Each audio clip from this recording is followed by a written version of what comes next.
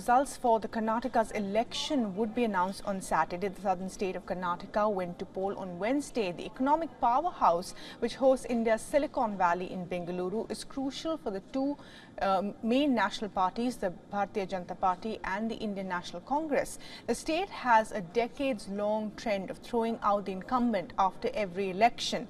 Exit polls for this election also reflect a similar trend, with most showing that the incumbent BJP is trailing behind the Congress. The high decibel campaign saw the BJP pushing hard to reverse the trend, seeing some signs of victory in a major state after a long time. The Congress also staged an intense campaign with almost every leader from the high command addressing rallies. The overall voter turnout nearly was 70% in the state.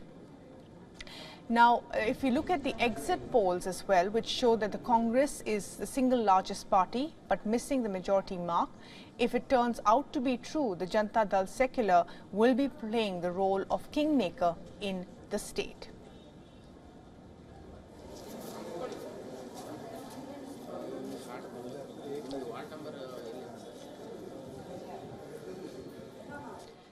And well, for more on this, we are now being joined by Mr. Tyagiraj Sharma, a former special representative for the statesman.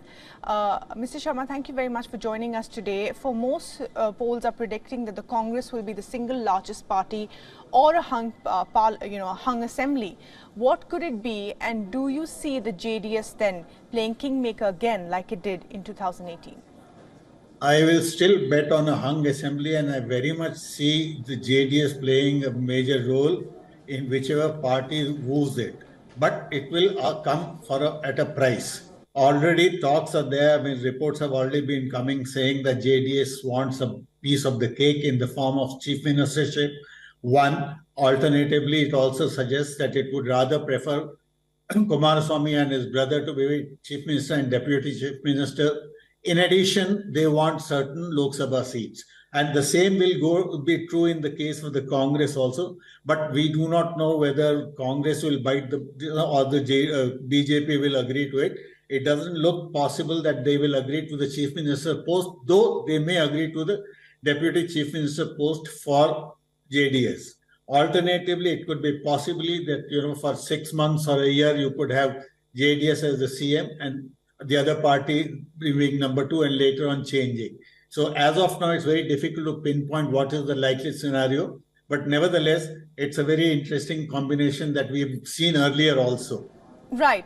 It's almost like a replay, but also means, Mr. Sharma, there could be horse trading concerns as well. And as you're saying, a rotational sort of setup between the JDS and whichever party agrees to align with it. That's a very mild term that you're using. Yes, definitely 100%. Okay, but just to talk about, the election campaign, like every election, the Congress has been plagued with infighting. And for the BJP, did it cost them to drop the Lingayat leaders? Yes, definitely. I personally believe the fact that they dropped Shettar and Savdi, particularly in the case of Shettar, who had built the party, who was the former chief minister also, to drop him like that.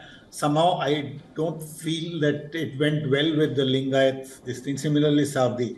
The fact still remains that even though BJP was trying new faces, etc., the manner in which the whole exercise was conducted left a bad taste in the mouth, in the sense of going by what my discussions with the Lingayat leaders in private, etc. So that could prove a bit dicey for the BJP. Nevertheless, what has happened is, because the Congress has also been a bit silly in terms of calling the Prime Minister poisonous snake, and then talking about banning Bajrang Dal.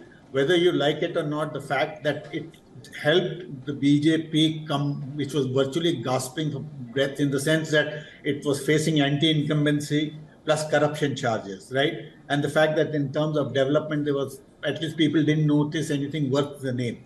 As a result of which, it was on the back foot. Suddenly, Congress, thanks to what they were planning, brilliant ideas, if I put it in quotes, they gave BJP the chance to hit back, and they did come back. Now, ultimately, what happens now is whether we need to see whether Modi coming to Bangalore and a couple of other rallies, whether he would be able to help rejuvenate the BJP, which was actually on a little bit of tenterhooks, I would say. Right.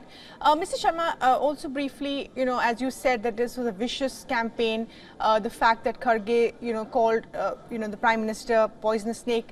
We've noticed in campaigns after campaigns that going after the Prime Minister has really not worked for any party. Take the example of Mr. Kejriwal, who's shunned this post that in other elections as well. Yeah, it's very difficult to say because this is the exit polls apart. It's very difficult to say. I mean, we are going by our past experience about a hung assembly.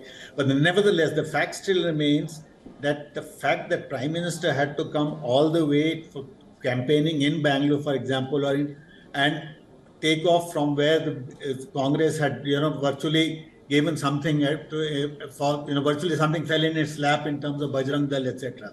Whether it will generate the reception that the BJP wants remains to be seen. Big ground level, what you saw on TV in terms of the massive support is one thing. Whether it actually gets translated into votes is another thing. Because my talks with large number of IT soft techies here is clearly shown that they are fed up of the manner in which Bangalore in particular has been governed.